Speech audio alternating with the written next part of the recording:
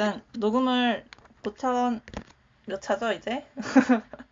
이제 5차입니다. 5차. 네. 정현님 녹음 동의하십니까? 네. 녹음을 좋습니다. 동의하십니까? 예, 동의하겠습니다. 동의하셨으니 녹음을 진행하겠습니다. 녹음한 거 들어보셨어요? 아니요. 이거 봐. 듣는 사람 따로 있다니까. 아니, 조회수가 있긴 있더라고요. 그걸, 아, 진짜요? 네, 그래서, 누가 듣지? 들으면 개꿀이지, 뭐. 개꿀이지. 아쉽게도 저는 아니었습니다. 아쉽게도 아니었다. 정현님 무슨 책 준비하셨어요? 저 아주 작은 습관의 힘. 오, 좋아, 좋아, 좋아. 이번에는 처음에 얘기할 때 핵심, 오셨어. 정우 제이스. 오호. 오호, 안녕하세요. 안녕하세요. 축하드립니다. 축하합니다. 축하합니다. 전염을 축하합니다. 감사합니다. 저희 녹음 동의하십니까? 네. 예, 감사합니다. 계속 진행하겠습니다. 아, 진짜 오랜만에 오셨어. 너무 축하드려요. 축하해요. 일반인이 됐어, 이제. 일반인이 됐다고. 감사합니다. 아, 기분 째질 것 같아, 내가 생각해도. 끝내주네. 일단 저는 이 책을 준비했고요. 세상의 모든 답은 우주에 있다. 제가 요새 우주에 꽂혀 있어가지고 우주론적 관점 우주에서 지구를 바라보는 거기에 꽂혀 있어서 우연히 좀 들었는데 제목 자체가 되게 좀 거만하지 않아요? 세상의 모든 답은 우주에 있다 이렇게 얘기하는 게 그래서 뭐지 하고 집었는데 되게 중학생들을 위하게 전국 과학교사 모임에서 감수를 했어요. 지음이는 일본 박사님이고 우주 쪽에서 오래 하시는 분이더라고요. 하여간 저는 딱 피자한테 목차를 쓱 봤거든요. 근데 앞에는 진짜 개기일식이랑 별똥별의 정치 저한테 막 끌리는 목차는 없었어요. 앞에 부분은. 근데 이제 뒤에 딱 넘겼는데 딱 꽂힌 게 인류의 시작은 여성이었다? 이거를 보자마자 그래서 내가 맨날 생각했던 그 부분인데 왜 저는 인류의 시작은 왜 남성이라고 생각을 할까? 막 그렇게 생각을 했었거든요. 좀 진짜인가? 막 그런 생각도 하고 근데 딱 열어서 봤는데 166페이지거든요. 근데 진짜 너무 놀랐던 게 원래 암컷이 10억 년 동안 암컷만 있었대요. 그리고 나서 종족 번식을 위해서 수컷을 만들었다고 하더라고요. 그래서 보면서 역시 제가 여자니까 그런지 모르겠는데 지구상에 생명이 태어난 게 약 40억 년 전인데 그로부터 10억 년 동안은 모든 생물이 암컷이었대요. 그리고 그 상태에서 자신의 몸을 분열시켜서 복제해서 살았는데 이게 종을 늘리기 위한 방법으로 이제 암컷이 수컷을 만들게 진화를 한 거죠. 그래가지고 원래의 성의 본래 목적이 자손을 늘리는 것보다 자신과 다른 유전자를 혼합해서 건강하고 새로운 유전자를 만들어가지고 종을 존속시키는 데 볼 수 있다. 그렇게 얘기를 하더라고요. 그래서 되게 좋군 막 이러면서 만족 막 이러면서 여자가 먼저 태어났어 막 이러면서 얘기했어. 근데 여자가 우월하다라는 게 아니라 결론적으로 이제 암컷과 수컷이 조화를 이뤄서 균형을 맞추는, 저는 균형에 꽂혀 있는 사람이어서 글쓰기도 생각도 균형을 맞춰야 하는 거로, 그래야 고통이 적다라고 보는 사람이 있기 때문에 균형이 깨지면 고통이 온다라는 사람이어서 균형을 맞추기 위해 이렇게 진화를 했다라고 정리를 좀 했어요. 그래서 마지막에 교수님이 남성은 원래 여성을 위해 만들어졌다는 것을 남성들은 더 확실히 인식해야 할 거야 막 이렇게 있는데 제가 여자니까 끄덕끄덕 하면서 보고, 왜냐면 남성 중심적인 사회잖아요. 그러니까 저는 이렇게 종교 쪽도 개품을 파는 게 그 종교 창세기에서 남자가 먼저 생기고 여자가 그 다음 생겼다고 나오거든요. 그래서 거기서부터 남성 중심적인 사상이 생긴 게 아닌가라고 저는 봤어요. 근데 실제로 그 예수의 이론이 들어가지 않은 중국 같은 경우는 여성의 인권이 굉장히 좋거든요. 여성을 되게 존중하고 세계 여성의 날도 중국과 베트남은 챙겼는데 한국은 그런 게 전혀 별로 없었어요. 그래서 그런 관점으로도 좀 봤다라는 그런 생각을 전해드리고요. 저는 이게 그냥 핵심이었고 그 다음에 끌렸던 두 번째 핵심이 그러니까 이게 전 핵심이었어. 이 책에 하나만 건졌어. 이거 하나만 알아서 어디 가서 이랬대 라고 얘기할 수 있으니까 되게 과학적인 지식 하나 플러스 돼서 되게 좋았고 뭐 남자는 왜 젊은 여성한테 끌릴까라는 그런 그 목차가 하나 있었는데 뭐 그냥 뭐 출산 관련된 출산 정년기에 대한 그런 거였고 근데 여기서 하나 좀 있었던 게 그럼 출산 정년기가 지난 여성은 쓸모가 없는 거냐 그런 질문을 했는데 할머니에 대한 얘기가 나왔어요. 그러니까 할머니는 이제 육아를 돕는 역할을 한다. 그래서 육아에서 할머니의 지혜라는 말이 있지만은 할아버지의 지혜라는 말은 없다. 그래서 자신이 축적한 지혜와 경험을 다음 세대한테 전달하는 것이 할머니의 역할이다. 그러니까 예를 들어 아기가 이유 없이 열이 날 때 경험이 부족해서 당황하는 엄마와 달리 경험 풍부한 할머니들은 바로바로 이렇게 하라고 얘기를 해줄 수 있으니까 그러한 역할이 있다라고 얘기를 하더라고요. 그래서 그거로 되게 요새는 그러면 아이도 안 낳고 그냥 혼자 살다 죽는 할머니는 이러한 지혜도 전달해 줄 수 없겠구나 라는 생각도 들고 모르겠어요. 그냥 다양한 생각도 들었던 것 같아요. 그러니까 전 동생들 키웠기 때문에 그 넷째 다섯째 탯줄 달린 거부터 본 사람이어서 아이를 키우는 게 얼마나 힘든 건지 알고 이게 근데 지금 사회에서는 출산하고 육아하는 그 환경 자체가 되게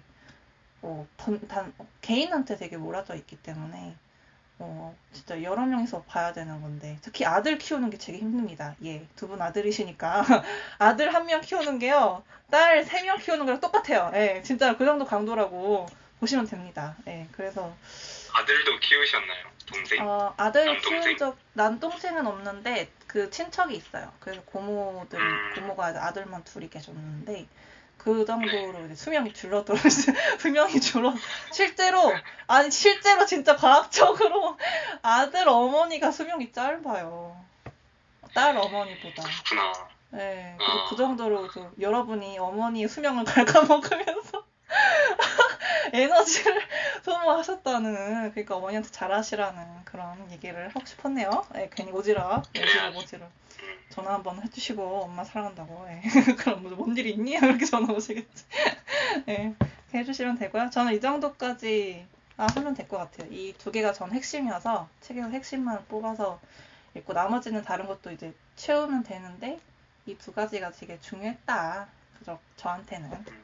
그리고 뭐 우주를 알면 알수록 되게 관점이 넓어지면서 예를 들어 내가 우주에서 지구를 보면 난 1억에서 세계를 보는 거예요.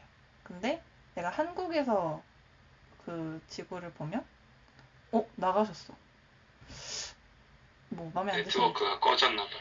마음에 안 드신 건가? 다시 들어오셨어. 네트워크. 깜짝이야. 네. 갑자기 뭐지? 마음에 안 들어서 나가신 건가 봐. 내가 쏘리야 나가신 건가? 그게 아니라 네. 저도 깜짝이야. 화면 공유 있다가 하려고 뭐 만졌는데 실수로 꺼버렸네. 화면 공유하시려고. 그랬구나. 하여간. 네. 그래서 어디까지 했지? 기억이 안 나. 그래서 아무튼 그 지구를 우주에서 지구를 보면 1억에서 지구를 보면은 한국이 되게 한 뭐 10처럼 보이지 않을까? 뭐 100처럼 보일 것 같은데. 근데 만약에 뭐 조금 더 낮아져서 고도를 낮춰가지고 아시아권에서 한국을 보면은 되게 크게 보이잖아요. 그래서 시야를 넓히는 게 되게 중요한 것 같다라는 생각을 좀 했어요. 저는 여기까지 하겠습니다. 준비 끝. 살펴. 자, 다음은 우리 정호재님 하시죠. 우리 내 욕망의 비밀을 풀다. 오, 저 재밌겠다. 책을 가져오셨습니다. 예, 저도 마스터를 못한 네. 책인데 아주 림빅 시스템을 잘 하셨는지 모르겠지만 한번 발표를 들어보겠습니다. 궁금하네요. 근데 화면이 네. 어, 오, 보여. 오, 멋있어. 오, 혹시 멋있다. 이거 오, 보이시나요? 오, 멋있어. 오, 있어 보여. 오, 멋있다. 나이스. 네, 좋아요. 이게 그냥 음, 블로그에 일부러 그냥 올렸거든요. 그래서 음. 그냥 이거 읽으면서 있다가 모임 때 발표하려고 그래서 쓰다 보니까 이제 외적 글쓰기 마냥 약간 스토리텔링도 넣어버리긴 했는데 그냥 간단하게 책에 대해서만 설명을 하자면은 네. 저는 진짜 이 책이 치트키인 것 같아요. 음. 왜냐면 근데 왜 얼굴이 안 보이네요? 저희는 잘 보여요. 잠시만요. 그냥 저희는 다 저희는 잘 보여서 그 뭐지? 그냥 블로그 보여주시면서 설명하시면 됩니다. 아, 음. 근데 치트키라고 생각을 하는 게 네. 여기 스토리를 제가 잠깐 들려드리자면은 네. 고딩 때 제가 좀 되게 순진했어요. 그래서 되게 사람들을 좋아하고 네. 갖고 맨날 웃으면서 다니고 그랬었는데 네. 형들한테 돈도 뜯기고 알바하면서 뭐 탈의실 같은 데 가서 맞아보기도 하고 그래서 또 어떤 사람들은 저랑 점장님 사이에서 이제 이간질을 시키기도 하고 그래서 되게 곤란했던 적이 있는데 네. 그때는 막 역시 사람은 믿을 게 못 돼 이러면서 막 되게 흑화도 하고 괜히 어린 마음에 상처도 받고 막 그랬던 것 같아요. 네. 근데 이거를 이제 점점 성장을 해오면서 그냥 감각이 무뎌졌었는데 네. 이 책을 읽으면서 그 사람들이 왜 저한테 그렇게 했는지 이걸 알게 된 거예요. 그래가지고 이 책은 사실은 심리 마케팅 책이지만 뇌과학 뭐 심리 마케팅 이쪽 책이지만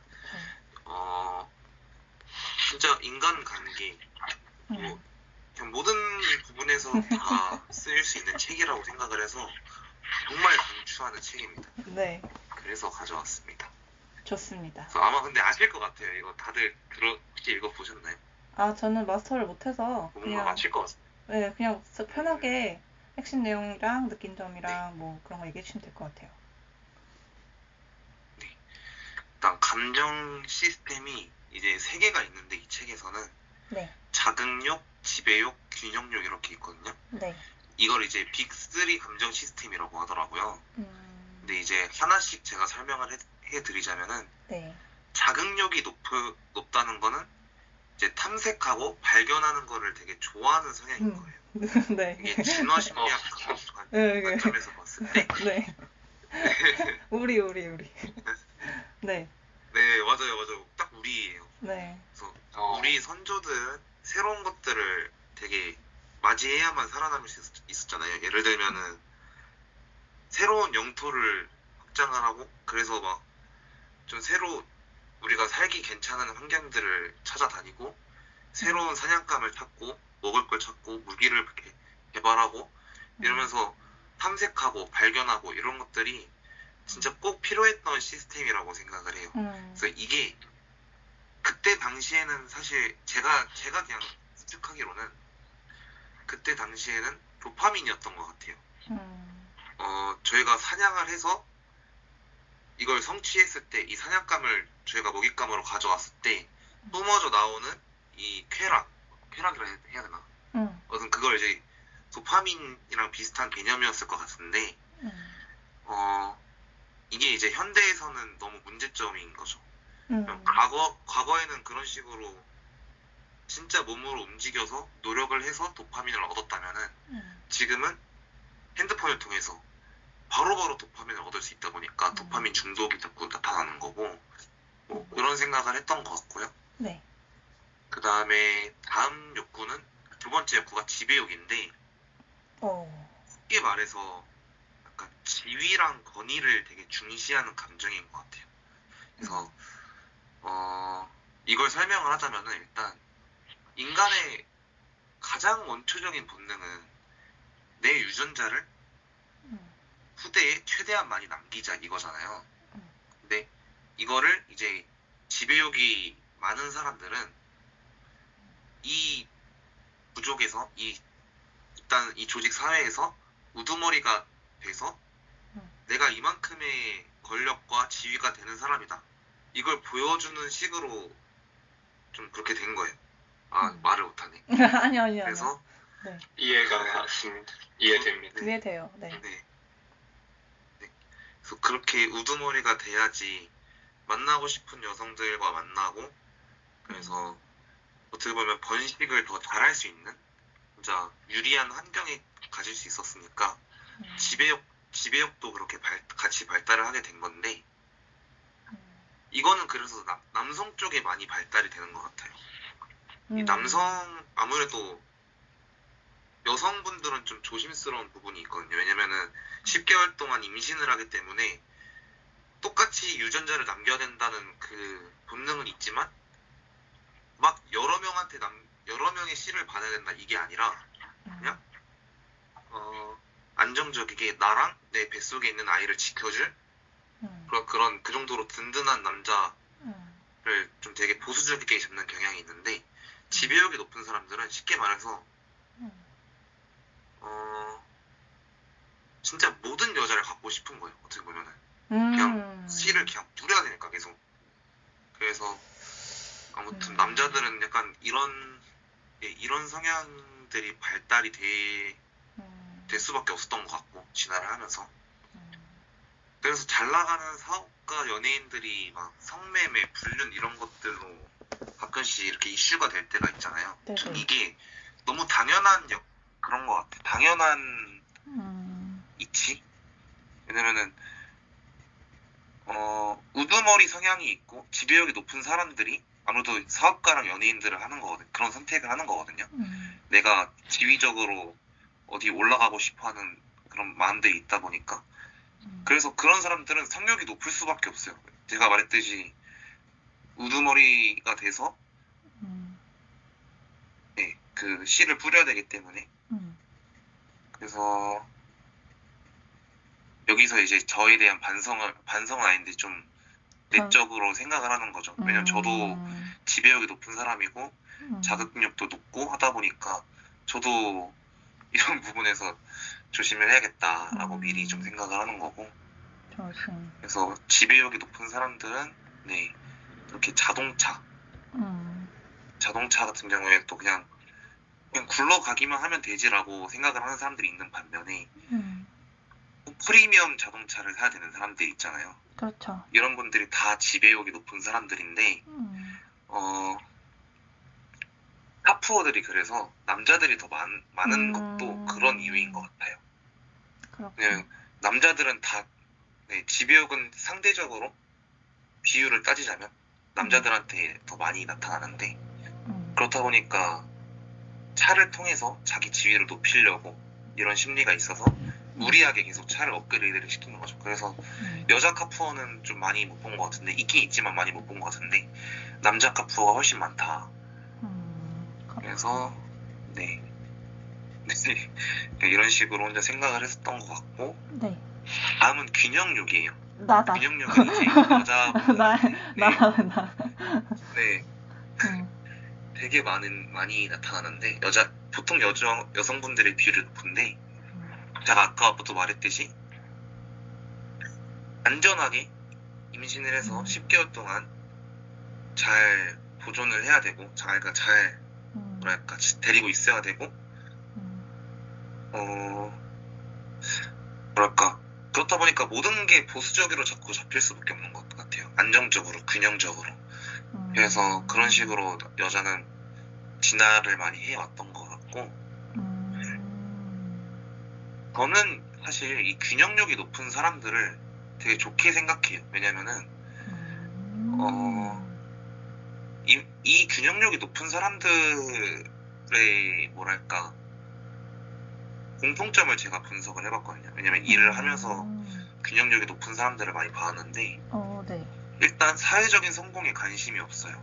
이런 분들은. 난 아닌데. 네, 아무튼 네. 네, 근데 두 네. 개가 같이 있을 수도 있어요. 지배랑 균형이 같이 있을 전 수도 세 개 있어요. 다 있어요. 다 극도로 전 극적인 네, 사람이어서. 그런 사람들도 있고. 네, 전 세 개가 다 네. 높은 사람이어가지고. 맞아요.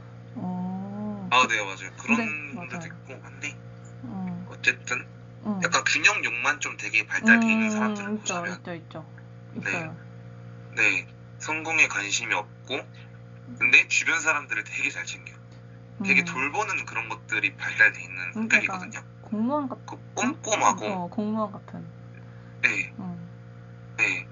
그리고 일도 진짜 잘해요. 맞아. 그래서 맞아. 제이. 사업보다는 안정적인 직장을 추구하고. 네. 그쵸. 그래서 저는 개인적으로 제가 법인 대표가 되는 게 꿈인데 행정 쪽 업무랑 이런 거에 좀 꼼꼼하고 이런 게 필요한 업무에는 균형력이 높은 사람들을 뽑을 것 같아요. 이런 분들은 또 되게 뭐랄까 이직률도 높지가 않고 퇴사율도 높지가 않고 그냥 대우를 잘 해드린다면은 이탈할 확률 없이 그냥 되게 꼼꼼하게 일 잘해주실 가능성이 높다 생각해가지고 저는 만약에 이런 쪽에 행정 쪽 업무에 직원을 뽑게 된다면 균형력이 높은 사람들을 뽑게 될 것 같아요. 그래서 실제로 사례를 말을 하자면은 군대에 있었을 때 제 동기 중에 진짜 균형력이 엄청 높은 친구가 있었어요. 남자인데 불구하고. 근데 너무 실수를 안 했어요. 진짜 정말 밥 먹듯이 하는 누구나 하는 정말 그런 실수들도 안 해가지고 얘가 상병 달고 나서 처음으로 실수를 한 거예요. 이제 긴장 슬슬 풀리니까. 근데 그때 보통 다른 사람들 같으면 실수하면 정색하는데 얘가 실수하자마자 생활관 사람들이 다 일어나서 박수 쳤어요. 야, 너가 드디어 실수를 하는구나 이러면서. 네, 정말 그 정도로 이 친구가 균형력이 일을 잘했었고 균형력이 높은 사람들이 그냥 다 꼼꼼한 것 같아요. 책에서도 그렇게 얘기를 하고. 그리고 이제 제가 최근에 이별을 했는데 제 전 여자친구도 균형력이 되게 높았어요. 근데 일을 진짜 잘했어요. 막 어느 직장에 가도 정말 빨리 배우고 일을 그리고 바로바로 인정을 받고 네. 그래서 그리고 일상생활에서도 생활력이 진짜 너무 좋았어요. 그러니까 너무 꼼꼼하고 그래서 와 어떻게 이런 디테일까지 신경 쓰지? 생각할 정도로 너무 생활력이 좋았어서 그런 걸 배웠거든요 많이. 그래서 균형력이 높은 사람들은 진짜 이렇게 꼼꼼하구나. 그래서 이런 것들을 많이 배웠던 것 같고 저는 이제 그런 스킬이 생긴 것 같거든요. 마지막으로 얘기하자면은 그러니까 저한테 나중에 공격을 한다거나 배신을 한다거나 이간질을 한다거나 하는 사람들을 미리 예측을 할 수가 있을 것 같아요 이제는. 그게 왜냐면은 이 책을 봤을 때 균형력이 높은 사람들은 아까 말했듯이 사회적인 성공에 관심이 없잖아요. 그러니까 굳이 누굴 공격할 필요가 없어요. 필요가 없는데 지배욕이 높고 지배욕이 높은 사람들은 자기가 이제 우두머리가 돼야 되는데 옆에 제가 라이벌이 나타나면은 적으로 인식을 해요. 그래서 저에 대해서 뒷담화를 하거나 뒤에서 이간질을 시킨다거나 아니면 뭐 시기 질투를 하면서 뭐 옆에서 꼽을 준다거나 이런 게 다 지배욕이 높은 사람들이 하는 거거든요. 그렇죠. 그래서 저는 이제 이거를 미리 알고 이 사람들이 나중에 어떻게 저한테 공격을 해올지도 미리 예측이 가능해 하니까 이런 거에서 좀 이제 많이 자유로워졌던 것 같아요. 제가 실제로 군대에 있을 때 이 책을 읽었는데 12월 달인가 그때 제가 군대장이었어요. 근데 옆에서 뭐랄까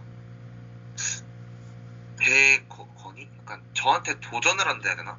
자기가 높아지고 싶은데 자기가 더 눈에 띄고 싶은데 자기 위에 분대장이 있으니까 자꾸 공격을 하려고 하는 애들이 있었어요. 근데 있죠. 이 책을 읽으면서 네, 이 책을 읽으면서 아 얘가 이걸로도 나중에 꼬투리를 잡겠다 아니면 이걸로 공격을 하겠다 싶었던 부분들을 미리 예측을 하고서 저는 다 사전에 차단을 해놨었거든요. 그래서 정말 어떻게 보면은 저를 많이 따르는 후임들, 군대원들 많이 생겼던 것 같고 그래서 이 책이 진짜 저한테는 많이 도움이 됐던 책인 것 같습니다. 그래서 소개를 했습니다. 오, 너무 잘 들었습니다. 끝나셨나요? 감사합니다. 일단 이 책은 저희가 다 네. 있기 때문에 다 같이 한번 사진 한번 네. 찍고 그다음 바로 이어서 좀 아, 진행하면 이거에 대해 더 얘기를 하면 더 좋을 것 같아서. 네. 그쵸? 아, 네. 책 준비하시죠. 빠밤. 빠밤. 잠깐만. 눈을 감았어, 내가. 잠깐만요. 이 캡처를 사용하기 위하여. 캡처를 사용하기 위하여. 오케이. 다 있어. 네. 캡처했습니다. 잘은 안 나왔지만. 일단 뭐랄까. 저는 저번에도 얘기했지만 인간한테는 이성, 감성, 영성이 있다라고 저는 얘기를 하거든요. 근데 이 세 개의 밸런스가 깨지면 인간은 고통스럽다라고 저는 대전제가 그렇기 때문에. 왜냐면 이성만 있어도 사람들과의 관계에서 문제가 생길 수가 있고, 또 영성만 있어도 또 일상생활에 지장이 있고, 감성만 있어도 이성적인 부분이 부족하기 때문에 이거 관련된 일이나 이런 걸 할 때 문제가 발생될 수 있다. 고통이나. 그렇게 보거든요. 그래서 저는 전에 이성이 없었어요, 거의. 그래서 감성, 영성만 충만했고 이성이 없어서 그걸 채우려고 논술을 배우기 시작했어요. 그러면서 양쪽을 좀 이렇게 양쪽을 생각하는 그런 시간을 좀 가졌었는데, 여기도 세 개가 나오잖아요.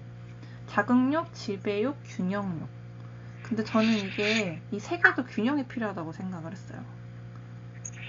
자극욕만 있어도 고통스럽겠다. 지배욕만 있어도 고통스럽겠고, 균형욕만 있어도 인생이 고통스러울 수 있겠다. 그런 생각을 했거든요. 그래서 저는 자극욕도 세고 지배욕도 세고 균형욕도 세요. 네, 균형욕이 원래 기본 메인인 거죠, 저는.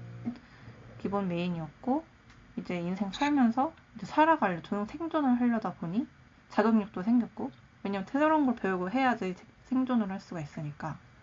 지배욕 같은 경우는 저는 저를 굉장히 잘 알았어요. 저는 극도로 순종적인 사람이어서 그런 태도 때문에 많은 고통을 겪었어요.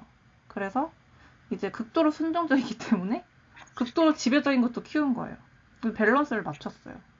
그래서 이 세 개를 맞췄고, 그 물리학자 교수님이 얘기하더라고요. 책상이 다리가 3개면 균형이 맞는다고.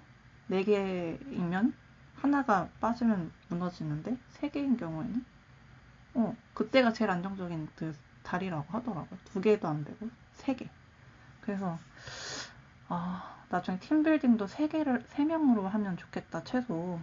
그 생각도 좀 했고, 자극욕, 지배욕, 균형욕에서 제일 위험한 게 사실 지배욕인데, 지배욕은 성욕이랑 연관이 되고, 이게 또 전 범죄 심리학자도 심리학도 관심이 많아서, 성범죄자들의 그 내용 있잖아요. 그 사람들이 어떻게 일을 했고, 무슨 생각 때문에 어떤 행동을 했고, 무슨 결과가 나왔고, 이런 책을 그 국립중앙도서관에 법 파트에 이게 있더라고요. 그래서 쓱 꺼내서 읽었었는데, 사고 과정이 굉장히 읽어보면서 약간 심연을 들여다보는 그런 느낌이었어요. 인간의 심연을 들여다보는 느낌이었고, 저는 이 성중독이랑 마약 중독, 그러니까 중독은 인간의 결핍이랑 굉장히 연결이 되었다고 생각을 하거든요. 지배욕도 지배 권력욕 있잖아요. 권력 중독도 있거든요. 그래서 이 지배역이 진짜 위험한 거겠다. 그리고 이거를 잘못 쓰게 되면 인생이 완전히 망가지거나 타인의 인생을 부셔버릴 수 있겠다. 그 생각을 했어요. 왜냐면 저는 사이비 종교, 뭐 교주 막 이런 사람들도 많이 파기 때문에 많이 팠거든요. 그 실제로 종교의 세뇌당해서 고통받았던 사람들을 도와주고 있기도 하고 제가 그랬기 때문에 그래서 그거에 대한 거를 그래서 저는 세뇌랑 중독이랑 이런 거에 연구를 많이 하고 있는 편이고 이거에 대해서 좀 더 깊이 극복하고 세뇌를 극복하는 거는 좀 균형적인 생각을 하는 그 글쓰기나 그런 교육으로 어느 정도 극복을 할 수가 있게 되는데 문제는 제가 지금 머리가 아픈 게 세뇌에서 나오는 과정이 또 탈세뇌인데 탈세뇌에서 또 그 과정이 또 세뇌 과정이기도 하거든요. 어떻게 보면.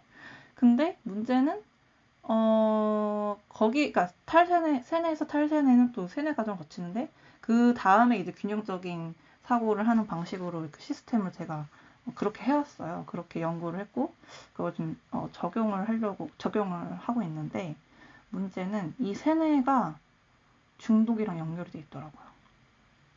그러니까 세뇌에서 나온 사람들이 중독이 쉽게 돼요. 훨씬 중독 훨씬 쉽게 다른 사람들보다 그러니까 ADHD가 있다고 하는 자청이 ADHD의 특징이 중독에 취약해요. 중독에 취약합니다. 네, 취약합니다. 그래서 굉장히 취약한 것 같아요. 네, 그래서 그거에 대한 연구를 좀 하고 있고 왜냐면 이게 또 약물 중독이랑도 연결이 되기 때문에 저는 엄청 강도가 높은 약물도 복용을 했던 사람이어서 뭐 성중독, 마약 중독, 뭐 게임 중독은 아니었어요. 뭐 술 중독은 아니었고 그 두 개의 중독에 대해서 경험이 있는 사람이라 어떻게 해야 될까 이거를 막 연구를 하고 있는 중이었고 그거에 대해서 뭐 해외 친구랑 미국 친구랑 막 얘기하고 왜냐면 미국 같은 경우는 약물 중독이 굉장히 심하기 때문에 그거에 대해서 얘기를 좀 했어요. 그래서 근데 저는 중독이 인간의 내면의 깊은 결핍에서 온다라고 생각을 하거든요. 채워지지 않는 쉽게 채울 수 없는 인간의 내면의 고통에서 온다라고 봤고 저는 그것이 사랑이라고 봤고 그래서 제가 이제 사랑 관련된 책을 쓰는 거예요. 왜냐면 나를 사랑하려면 나를 먼저 이해해야 되는데 나를 이해하려면 시간이 필요하고 그리고 이해하는 과정에서 직면이라는 과정을 또 겪게 되거든요. 그러면 완전 무너져 버리기도 하고 거기서 또 회복하는 궤도로 올라오기까지 시간이 걸리고 그런 과정을 겪어왔어요. 근데 이 과정이 10년 동안 겪어온 건데 그러니까 10년 동안 이렇게 발버둥 치면서 살아온 건데 이거가 사실 쉽지가 않아요. 정말 포기하고 싶었던 적이 너무 많고 그리고 전성 트라우마가 있는 사람이라 평생 이 트라우마는 평생 노력해야 되는 거예요. 노력 안 하면 죽는 그런 트라우마인 거죠. 이런 트라우마인 사람도 행복하게 살 수가 있다라는 그런 방법론적인 거를 책에다가 좀 쓰려고 하고 있어요. 뭐 그 노래도 만들어가지고 이제 릴리즈가 되는데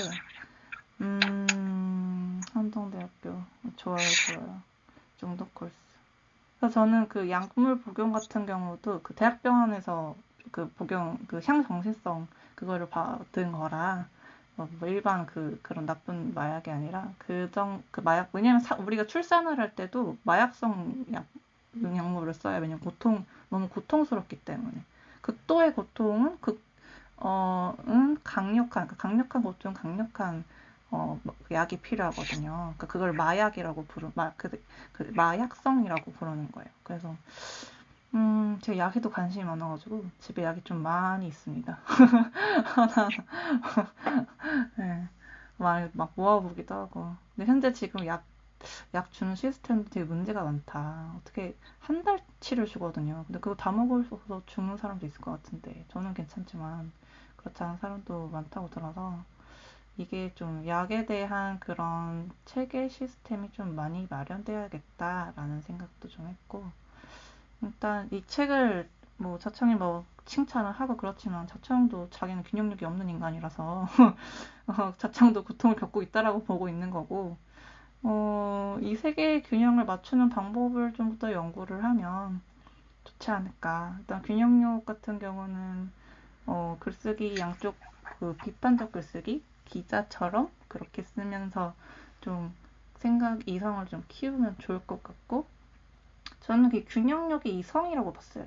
그리고 지배욕 같은 경우는 감성으로 봤고 자극욕은 영성으로 봤어요. 그래서 지배욕은 감성이랑 연결되는데 이게 또 사랑이라는 감정에 되게 딥하게 연결되어 있는 것 같다라는 좀 생각을 했고 지배욕과 성욕은 굉장히 저도 아직 파고 있는 부분이고 이 인간의 그 심연까지 들여다보니까 인간이란 참으로 신비한 존재라는 생각을 또 하기도 하고 이렇게 사회가 이렇게 유지되어 있는 것도 참 신비하다라는 생각도 하면서 다양한 생각을 했어요. 자극력 같은 경우는 제가 성악을 취미로 하는 사람이기 때문에 성악을 하면 정신건강에 매우 좋아요. 호흡도 깊이 하면서 안정화가 되고 건강하게 운동도 해야 되고 몸이 아끼기 때문에 먹는 것도 신경 써서 먹고 그 애티튜드도 되게 달라지거든요. 긍정적으로. 그래서 정신건강에 되게 좋기 때문에 제가 효과를 본 거라 이거를 저는 클래식 성악을 대중화시키는 거에 그 정신건강의 그로서 방법으로서 그런 거에 하나 미션이 좀 하나 있어요.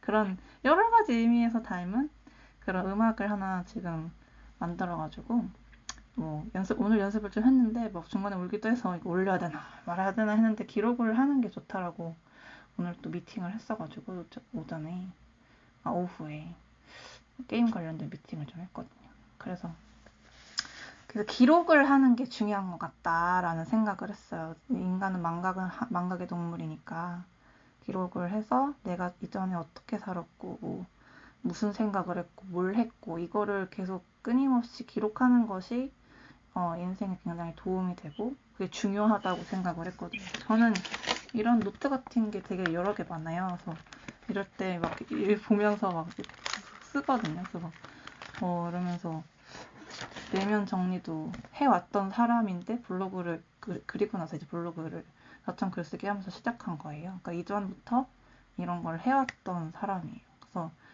이걸 또 이제 시키고 있고 실제로 미군 친구한테도 세뇌 당해가지고 막 그러니까 어떻게 세뇌를 하냐면 사람을 살인이 정당화되고 그리고 전장에서 죽는 것이 영예로운 거다. 그렇게 세뇌를 하거든요. 그래서 왜냐면 거기서 죽으면은 치료하는데 비용이 더 들기 때문에 군 입장에서 인간 관리 입장에서 보자면 그래서 그거에 대한 뭐 치료도 미군에서 나온 사람 그 친구들이 후유증이 심해요. 그래서 중독에 빠져 있는 경우가 많아요. 그래서 그거에 대한 것도 연구를 좀 하고 있고 저 같은 그래서 매년 제가 뭐 교수도 아니고 뭐 대학생도 아니고 대학원생도 아니고 그냥 혼자서 내가 맨 땅에 헤딩하면서 좀 터득하는 그런 것도 있었어요. 그러면서 좀 재미를 좀 느끼고 하나하나 물론 고통스럽고 괴롭기도 한데 결국 고통 끝에는 행복이 온다. 이거거든요. 그러니까 성악이 돌을 닦는 거거든. 돌을 닦아야 돼요, 이게. 돌을 닦는 길이어가지고 도 닦는 그 기분으로 하는 거라. 진짜 정말 죽을 것 같은 고통을 겪는 사람들한테 성악이 굉장히 도움이 된다. 라고 저는 말씀을 드리고 싶어요. 아무튼 이 자극욕은 영성인 것 같고 정리가 되면 지배욕은 감성인 것 같고 균형력은 이성인 것 같다. 네, 그렇게 정리를 좀 했네요. 이 세 개를 균형 있게 만들어야겠다. 나는 지금 무엇이 부족한가? 자극력도 세고 지배욕도 세고 균형력도 세니까. 지금 약간 균형력 조금 박살난 것 같긴 한데 최근에 영성 노래하면서 자극력 좀 올려가지고 균형력을 다시 맞춰야 되지 않나. 그래서 제가 기사 스크랩 할 때 항상 조선일보, 한겨레 이렇게 놓고 이제 업그레이드 한 게, 그리고 기사 끝에는 항상 제 생각을 적어요. 내 생각. 이렇게. 이걸 읽고 내 생각을 마무리하고. 그다음에 그 링크를 달고, 출처거든요. 출처 표기법이 있기 때문에 이거를 이렇게 다 읽고 하고 있거든요. 점점 기사 스크립트 레벨업을 해오고 있으니까 여러분도 참고해서 한번 해보시면 좋을 것 같아요. 매일 오전에 하려고 하는데 바쁘어서 늦게 하기도 하고 그렇고, 일단 하는 거에 의의를 읽고 끝나면은, 이거 읽고 끝나면 우리가 머리에서 사라지잖아요. 그러니까 기사도 똑같이 읽고 정리를 한번 하면은 머리에 오래 남는다고 보거든요. 기사는 되게 퀄리티 있는 기사들이 많아요. 일단 기자라는 것 자체가 정보를 모아 수집해서 뿌려주는 거기 때문에. 근데 또 그거에 또 언론도 하나의 새내기도 해서 이제 균형을 맞추기 위해 시민 저널리즘을 하나 만들어야겠다, 약간 그런 것도 생각을 하고 있고, 여러 가지 생각을 하면서 지금 하고 있는 것들이 많기 때문에 하나씩 이뤄가려고 하고 있습니다. 저는 인터뷰도 많이 하려고 하는 편이라 이 독서 모임으로부터 많은 곳으로 이렇게 뻗어나갈 생각이거든요. 기본기를 탄탄히 해야 한다고 생각하기 때문에 사업을 빨리 시작하는 게 중요한 게 아닌 것 같아요. 사업은 시작하는 것보다 유지하는 게 어렵고, 유지하는 것보다 마무리하는 게 더 어렵다 생각하거든요. 그리고 빨리 돈을 벌고 빨리 돈을 많이 잃을 수도 있어요. 더 큰 빚을 얻을 수도 있고. 그래서 뭐 그게 약간 저는 비트코인 암호화폐 투자랑 비슷한 것 같은데, 너무 눈앞에 있는 것에 이제 이성을 잃으면 안 되겠다라는 그런 생각을 좀 했어요. 저도 막 이성을 잃을 만한 그런 환경, 조건들이 굉장히 많은데, 그래도 멘탈 부여잡고 기사를 이제 읽는 거죠. 기사를 읽는 거, 그러니까 기사도 읽고 감성적인 그런 것도 읽고 균형을 다 맞추려고 해요. 균형. 여러 가지. 그 과학 그거 영상 보니까 계속 이 상태 공존하기 위해서, 그리고 유지하기 위해서 끊임없이 양쪽으로 움직이더라고요. 이 영상을 봤는데 되게 신기하다. 유지하기 위해서는 끊임없이 노력을 해야 되는구나, 그 생각을 좀 했어요. 아무튼 저는 그랬고요. 장현님은요?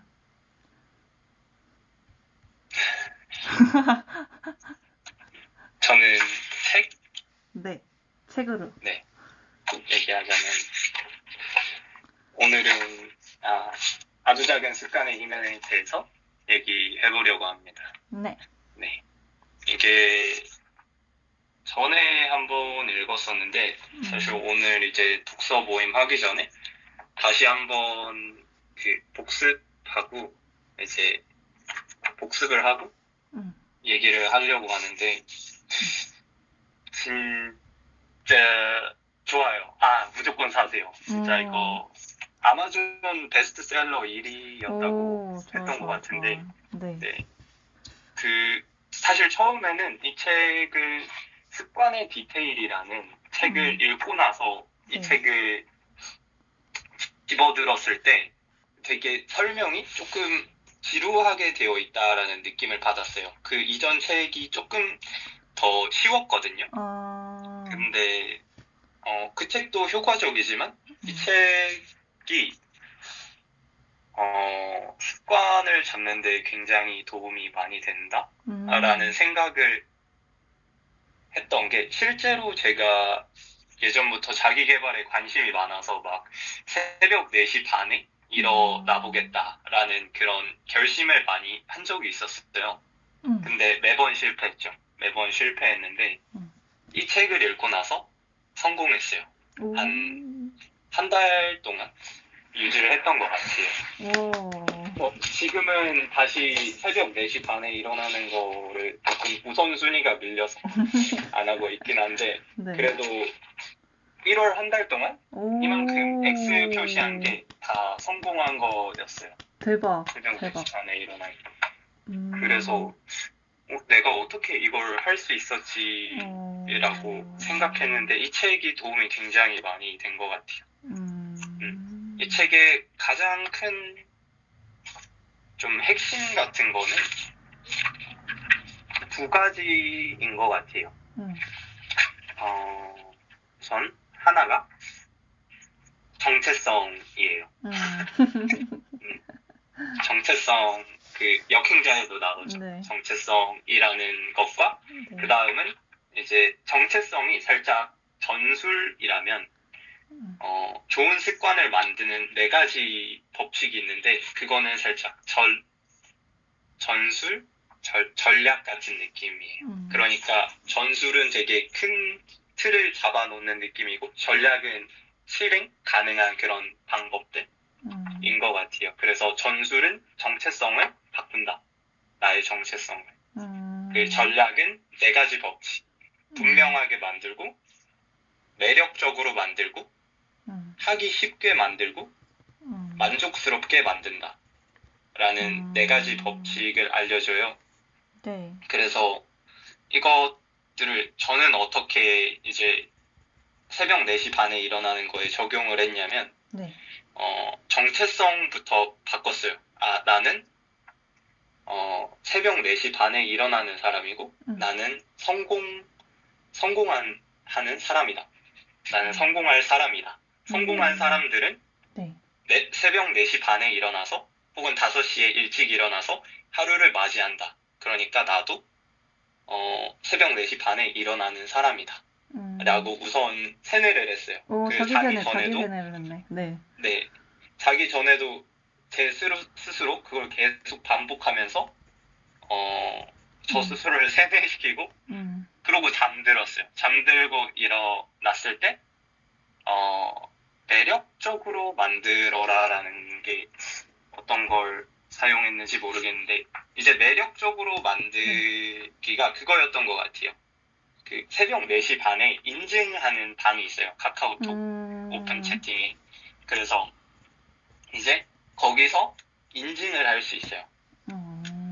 다들 다 같이 인증을 하는데 이제 환경 설정을 한 거죠. 그 집단 안에 들어가서 새벽 4시 반에 인증하는 건 굉장히 매력적인 일이야.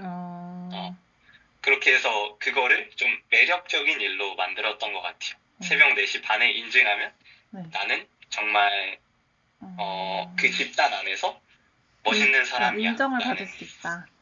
그쵸. 인정. 다들 이렇게 하트나 따봉을 달아주시거든요. 서로서로. 크죠. 그래서 커. 그런 매력적으로 만드는 걸 했고 이제 쉽게 만들어라 라는 부분이 있었어요.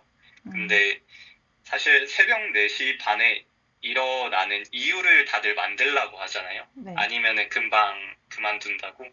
근데 전에 실패했을 때는 이유가 있었어요, 분명. 나는 사무실 가서 아침에 책을 읽어야겠다. 라고 마음을 먹었는데 진짜 어려워요. 자고 있는데 그 수면 욕구를 이겨내고 사무실에 가서 책을 읽는다. 절대 불가능해요. 진짜. 누구든 다 실패할 거예요. 그래서 쉽게 만들었어요. 우선은 자고 일어나면 물 한 잔을 마시겠다. 라고 아주 쉽게 만들었어요. 그래서 그거를 물 주문해야 되는데. 말씀하세요. 물 주문하고 계세요. 물 네, 아니 계속 말씀하세요. 들으면서 할 테니까. 그리고 전날에 세팅을 다 해놓고 잤어요. 바로 자리에서 일어날 수 있게 그 양말하고 환경을 구축을 했네요. 네.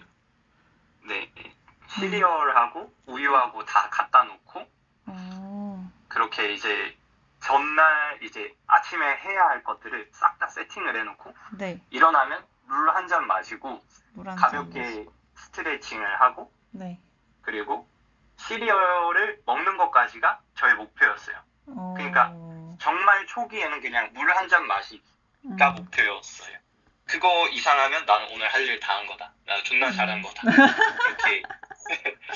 이렇게 스스로 세뇌를 했죠. 그래서 이것만 하자라고 했었고 그렇게 하나하나 하니까 서서히 잠이 깼어요. 물을 마시니까 조금 잠이 깼고 그 다음에 스트레칭을 조금 하니까 잠이 조금 더 깼고 그러니까 이제 시리얼 먹을 수 있겠는데 해서 시리얼을 먹으니까 잠이 좀 많이 깼고 많이 깨니까 이러면 사무실도 갈 수 있겠네 해서 사무실 가서 네 사무실 갔을 때 또 좋은 일을 했어요. 저한테 10,000원을 입금했어요. 따로 통장을 하나 만들어서 이거는 제 살짝 저를 위한 옷을 사거나 아니면은 뭐 기능을 추가했다. 쇼핑하는데 기능. 네네 보상을 준 거죠. 보상 저 기능. 스스로. 네 그래서 10,000원씩 저한테 따로 통장에 입금을 하고 이것처럼 달력에도 X 표시를 해서 이렇게 나 오늘 성취했어 라고 표시를 했었고 그리고 사무실에 도착하면 따뜻한 티랑 그리고 피아노 곡을 한 곡씩 들었어요. 피아노. 노래에 온전하게 집중을 했는데 류이치 사카모토 미스터 로렌스 그 노래였는데 그걸 새벽마다 들었어요. 근데 너무 좋은 거예요. 맞아요. 전에는 이제 새벽 늦게까지 일어나서 되게 우울하고 새벽 늦게까지 잠을 안 자니까 우울하고 막 되게 감성적으로 사람이 변했는데 네. 그 감성이 좋긴 했거든요. 그래서 밤을 좀 샌 적도 있었는데 이게 아침에 일찍 일어나서도 그 감성이 똑같이 유지가 되는 거예요. 그 되게 어둑어둑한데 나 혼자 사무실에 그 주황색 등에다가 이렇게 그 노래를 듣고 있으면 정말 네 끝내줘요 그 기분이. 그래서 그게 너무 만족스러웠어요. 마지막 만족스러운 보상을 줬죠 저한테. 4번째 법칙이에요 그게. 그래서 그렇게 했더니 꽤나 성공적이었어요 진짜. 되게 철저하게 잘 적용을 하신 것 같아요. 그러니까 실생활에 적용하는 게 되게 중요하다고 생각을 해서 책을 읽고 끝나는 게 아니라 저희는 읽고 말하고 행동하는 모임이잖아요. 네. 그래서 이 행동까지 하는 거가 쉽지가 않거든요. 저도 책 10권 읽고 블로그 쓰게 했는데 지금 거의 못하고 있어서 마감 때문에 월초는 제가 마감 때문에 항상 야근도 하고 막 이러거든요. 근데 그 후에 2주가 지나면 그 다음에는 야근 횟수가 없어요. 그래서 그때는 제때 퇴근해가지고 글을 좀 쓸 수 있지 않을까 그 생각을 좀 하고 있네요. 각자의 인생이 있고 타임이 있기 때문에 스케줄이 있기 때문에 맞습니다. 네, 좋은 것 같아요. 그 적용하는 거 되게 좋은 것 같아요. 들으면서 하나 또 생각 들으면 자청이 온갖 책을 다 때려 박았구나 막 그 생각도 들고. 진짜. 그래서 온갖 책을 다 때려 박았어 그냥. 본인 거는 없나 막 그 생각도 들면서 본인은 이거 했나? 했겠지? 뭐 그런 생각도 들고. 근데 했으면 왜 균형력이 없지? 막 이런 거 반박 막 이런 거. 자청 균형력이 꽤나 발달되어 있는 것 같아요. 오히려 지배욕보다는 제가 느끼기에 자극욕이랑 균형욕이 발달되어 있는 느낌? 자청이면 살짝. 새로운 시각이다 남자가 보기에. 네네 저는 좀 그렇게 느꼈어요. 그러니까 막 지배욕을 분명히 있겠죠. 왜냐면 그만큼 성공했으니까 지배욕 강하게 있을 텐데 지금은 살짝 되게 지배욕을 억누르는 느낌? 옛날엔 아마 클럽도 막 가고 그랬을 텐데 지금은 오히려 자극을 조금 더 추구하고 가능한 좀 사업이 어느 정도 됐으니까 그걸 오히려 지속 가능성을 보고서 유지하려고. 그렇게 유지하는 느낌이 드는 것 같아요. 저는. 그럴 수 있겠다. 그래서 저도 그렇게 생각하는 것 같아요. 왜냐면은 자청님이 항상 말하는 게 새로운 플랫폼이 나오면 항상 써보라고 하고 그쵸. 항상 새로운 거 도전해보라고 하고 하면서 뇌를 확장시키잖아요. 이게 다 발견 탐색 이런 건데 되게 자극력이 높은 것 같고 지배욕이 높으려면은 명품이나 좋은 차 이런 것도 분명히 보여줘야 되고 그래야 되는데 여자 그렇진 않은 것 같아요. 여자 네. 많아요. 네. 제가 듣기로는 여자가 계속 바뀐다 들었습니다. 네. 약간 쾌락주의자이기도 하고 모르겠어요. 저는 제가 분석한 거니까 저는 지배욕도 굉장히 강한 사람이어서 너무 또 쾌락주의에 빠지면 파탄난다는 걸 알기 때문에 그거조차도 조율을 하고 있다라고 보는 편이라 되게 무서운 사람이다. 나도 무서운 사람인데 이 인간도 무서운 사람이다. 약간 끼리끼리 알아본다고. 모르겠어요. 겉으로 드러내지 않은 거네요. 그런 것들을. 그러니까 유튜버의 자천과 또 일상 인간 뭐 성명제는 또 다를 수 있으니까요. 그렇죠. 우리가 아는 거랑은. 뭐 저도 뭐 모르는데 뭐 그 인간 어떻게 알아요? 저는 나사기 바쁜데 지금. 그렇죠, 다들. 근데 그것도 있어요. 제 집 근처에 새로운 그 가게 음식점이 생겼거든요. 근데 너무 음식이 제 취향 저격인 거예요. 그래서 너무 잘 됐으면 좋겠고 안 망했으면 좋겠는 거예요. 근데 보니까 마케팅을 전혀 안 했어. 그래가지고 그냥 혹시 제가 자주 가니까 마케팅 안 하셨냐고 안 했대요. 그래서 제가 이상한 마케팅 추천해줬어.